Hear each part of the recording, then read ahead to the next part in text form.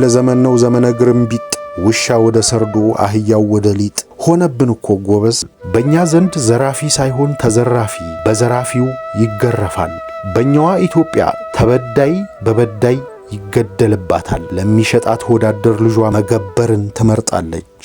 እስመ እንዘ ሃሎ በአለቀርን ለባለቀርን ውግዶ አእዱገ ጽጋብ በእዝን ይትርፈሰ ዘቀዳሚ ከመንተነገረ በዛሃን መውታን ይዘፍኑ እንዘ ይትቀበሩ ሕያዋን ወአመ ያረምሙ ወአፈሊቃውንት ጽግም ወይምን ለተርጉሞ መጽሐፍ በተዝህሮ ተጻውኡ በሃማን የፍሬ ጣፋጮች ወይኖች መራሮች ሆነዋልና የሰው ጆሮ የሚያየውን ዓይን ይሰማ ዘንድ ባለቀንድ እያለ የጥጋብ አህዮች ባለቀንዱን በጆሮ ወግተውታልና።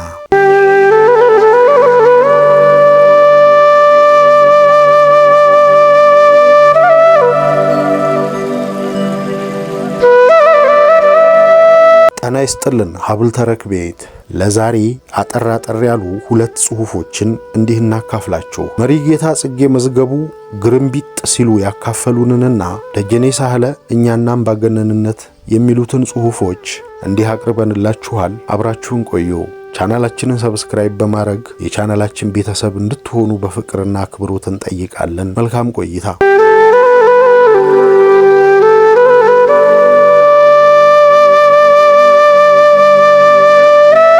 አንባቢ ሆይ እነሆ ዛሬ ደግሞ አንድ መወድስ ቅኔ ይዤ ቀርቤያለሁ። ይዤ ስል ቅኔው የኔ አይደለም፣ የአበው ቅኔ ነው። የአበው ቅኔዎች ማለት ጥንት አባቶቻችንና እናቶቻችን የተቀኟቸው ሲሆኑ በሚስጥራቸውና በንባባቸው ቃላት ዲክቴሽን ማለፊያ ከሆኑ ዘመናዊ ሽሬ ሆነው ከዘመን ዘመን ከትውልድ ትውልድ ሲሸጋገሩ ይኖራሉ። እነዚህ ቅኔዎችም አንዳንዶቹ ባለቤታቸው ወይም የተቀኛቸው ሲታወቅ፣ አንዳንዶቹ ግን እንደ ስነ ቃል በቅኔው ማህበረሰብ ዘንድ ማስተማሪያ፣ መደወሪያ፣ ማመሳከሪያና ማንጸሪያ ሆነው ይዘልቃሉ። የሚከተለው መወድስም የሚሆነው ሳይሆን የማይሆነው ሲሆን አፈንጋጭነትን ዲቪዬሽን የሚያሳይ ቅኔ ነው። መወድስ መገብታ አእምሮ ንጠይቅ ከመተወለጠ ነገረ ተፈጥሮ ዘቅድም በዘዚአና ዘመን አምጣነ መራሪነ ኮኑ ጦማን ፍሬያውያን ወኢ ጎልቀ ፍጻሜሁ እዝነ ሰብአ እንተ ይሬእዩ ከመይስማ አይን እስመ እንዘ ሃሎ በአለቀርን ለባለቀርን ውግዶ አእዱገ ጽጋብ በእዝን ይትርፈሰ ዘቀዳሚ ከመንተነገረ በዛሃን መውታን ይዘፍኑ እንዘ ይትቀበሩ ሕያዋን ወአመ ያረምሙ ወአፈሊቃውንት ጽግም ወይምን ለተርጉሞ መጽሐፍ በተዝህሮ ተጻውኡ በሃማን። ትርጉሙ የእውቀት ሹማምንት የቀድሞ ተፈጥሮ ነገር በእኛ ዘመን እንደተለወጠ እንረዳ። የፍሬ ጣፋጮች ወይኖች መራሮች ሆነዋልና የሰው ጆሮ የሚያየውን ዓይን ይሰማ ዘንድ ባለቀንድ እያለ የጥጋብ አህዮች ባለቀንዱን በጆሮ ወግተውታልና። የመጀመሪያው በጸጥታ እንደተነገረ ይቅርና ሕያዋን ሲቀበሩ ሙታን ይዘፍናሉና የቀኝና የግራ ሊቃውንትም አፍን ዝም ባሰኙ ጊዜ ዲዳዎች በትዕቢት መጽሐፉን ለመተርጎም ተጠሩ። ምስጢር በሰዎች ዕውቀት የማይሆኑ የሚባሉ ብዙ ነገሮች ይለወጣሉ። የወይን ዛፍ መራራ ፍሬ ሊያፈራ ሰውም በጆሮ ሊያይና በዓይኑ ሊሰማ ጊዜ የሰጠው አህያ ቀንድ ያለውን በሬ በጆሮ ሊወጋው ይችላልና ይህንን እንወቅ። በመጀመሪያም በሕይወት የሞቱ ክፉዎችና ሰነፎች በደህና ሰዎች መሞት የሚደሰቱ ግራና ቀኙም ማመዛዘን የሚችሉ የእውቀት ሰዎች ተንቀው ዕውቀት የሌላቸው የሚያስተምሩና የሚፈርዱ ከሆነ ይህ ሁሉ ይሆናልና። ይህ ቅኔ ብዙ አዳዲስ አመለካከቶች አሉት። በጆሮ ማየትና በዓይን መስማት የባለ ጊዜ አህዮች በጆሮ መውጋት፣ በሕያዋን ጉዳት የቡድኖች መደሰት፣ በአዋቂዎች ፈንታ ዲዳዎች መሰልጠን፣ ይሄ ሁሉ ብዙ ትርጉም ይሰጠናል። ቅኔ ምን ያህል ያልታዩ ነገሮችን ለማየት እንደሚያስችል ይህ ቅኔ አመላካች ነው። በጆሮ ከማየት በዓይን ከመስማት ተነስተን በጭንቅላት መሄድ፣ በጡንቻ ማሰብ፣ በእግር መብላት፣ በእጅ መራመድ፣ በምላስ መተንፈስ፣ በአፍንጫ መቅመስ ማለት እንችላለን። እነዚህ የማይመስሉ የሚመስሉ ነገሮች ሊሆኑ የሚችሉበትን ሁኔታ ማቻልን ማለት ከቅኔው ስንነሳ በአሁኑ ወቅት በሀገራችን እየተከናወነ ያለው ሐቅ ይህ ነው። ምን ያለ ዘመን ነው ዘመነ ግርምቢጥ ውሻ ወደ ሰርዶ አህያው ወደ ሊጥ ሆነብን እኮ ጎበዝ። ስርዓት ካስፈለገና አንድ ህብረተሰብ ይሁነኝ ብሎ ካመነና ከተቀበለ ያመነውንና የተቀበለውን ነገር ማክበር በዚያም መመራት የግድ ነው። ወደ ሀገራችን ነባራዊ ሁኔታ ስንመጣ ህዝቦች በጋራ ተስማምተው ያጸደቁትን ህግ የማያከብሩና የሚዳፈሩ ደግሞ የዚሁ ስርዓት ተቃራኒዎች ናቸው። የዚህ ዋና ተቃራኒ ደግሞ መንግስታችን ነው። መንግስታችን በህግ የተደነገጉትን ይጥሳል። የእኔ በሚላቸው ወገኖቹም ያስጥሳል፣ በጡንቻው ያስባል። የእውቀት ሰዎችን እያሳደደ ዕውቀት የሌላቸውን እንዲያስተምሩ በካድሬነት ይመለምላል። ስለ ፍትህ የሚሟገቱትን በማስፈርጠጥ ፍርደ ገምድሎችን ይሾማል። ስልጣን የህዝብ ነው ከተባለና መፈራራት አስፈላጊ ከሆነ ማን ነው መፍራት? ማንስ ነው መፈራት ያለበት? መንግስት ወይስ ህዝብ? እንደ ወጉ እንደ ስርዓቱ ባለስልጣን ነው መፈራት ያለበት። ባለስልጣኑም ህዝብ ነው። በእኛ ሀገር ግን በተቃራኒው ነው የቆምነው። ህዝብ ይፈራል፣ መንግስት ይፋፍራል ወይም ያስፈራራል። ቅኔውም የሚነግረን ይህንኑ ነው። ያደጉ ሀገራት ህዝቦች ከኛ በእጅጉ የሚልቁት ሁለት አይነት ነገሮች አሏቸው። አንደኛው ስልጣንን በእጃቸው የጨበጡ ሲሆኑ የነሱ መንግስት ማለት አገልጋይ ማለት እንጂ ተገልጋይ ወይንም ጭራቅ ወይም አስፈሪ ማለት አይደለም። ሌላውና ዋናው የሚያስቀናኝ ነገር ደግሞ ህግን ያከብራሉ፣ በዚያውም ይመራሉ። ያንንም እንደ አይን ብሌናቸው ይጠብቁታል። ስለዚህም ስልጡን ንቁና ዘመናዊ ህዝብ የሚል ተቀባአ ስም ተሰጣቸው። እንደዚህ ያለ ህዝብ ለመፍጠር መጀመሪያ ኃላፊነት መውሰድ የነበረበትና ያለበት መንግስት ነው። አለመታደል ሆኖ ግን የኛ መንግስታት ሲረግጡን ሲያስፈራሩንና ሲጨቁኑን እንጂ ሲያሰለጥኑን አልታየም፣ አይታይም። እውነት ነው። ጥቂት ነገስታት ዘመናዊ ለማድረግ ጥረዋል። ኋላ ቀርነትን በእጅጉ ተዋግተውታል። በዚህ ተግባራቸውም ታሪክና ትውልድ እንደማይረሳቸው እሙን ነው። ይሁንና በተቃራኒው የቆሙ ገዢዎች ደግሞ ታሪክ ባይረሳቸውም ትውልድ ግን ሲረግማቸው ይኖራል። በጥቅሉ ግን መንግስታችንም ሆነ እኛ በተጻራሪው መንጎዱን ትተን በህግ በስርዓትና በእውነት መመላለስ አለብን። ይቆየን።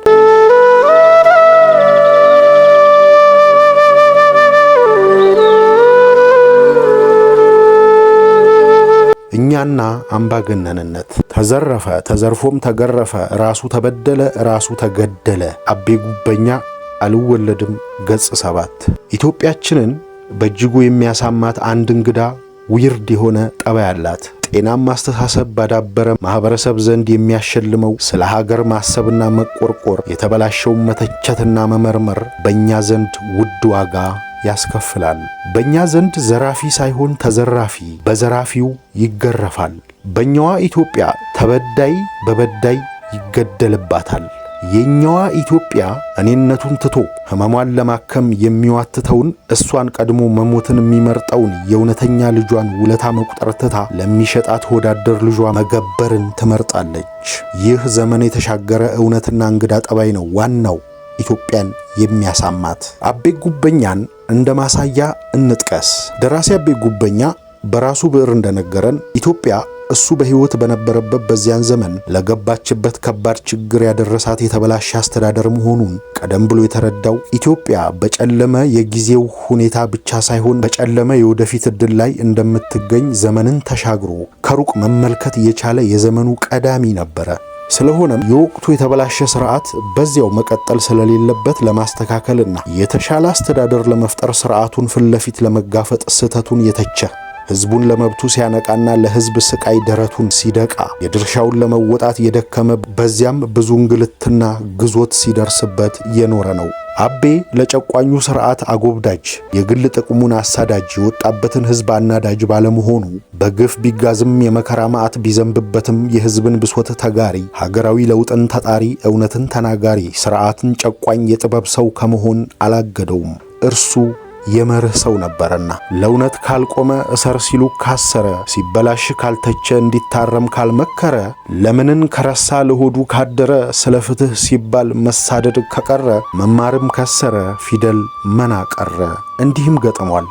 አቤ የተጣባችው ጥበብ የቀሰማት ፊደል ለእውነት እንዲቆም ስላስገደደችው፣ የህዝብ ጠበቃ መሆንን ስላስተማረችው ዕድሜውን ሙሉ የወቅቱን የተጨማለቀ አስተዳደር ሲሞግት፣ ለሁሉም የምትሆን ኢትዮጵያ ከወዴት እንደሆነች ሲያማትርና ሲመክር ገፍቶታል።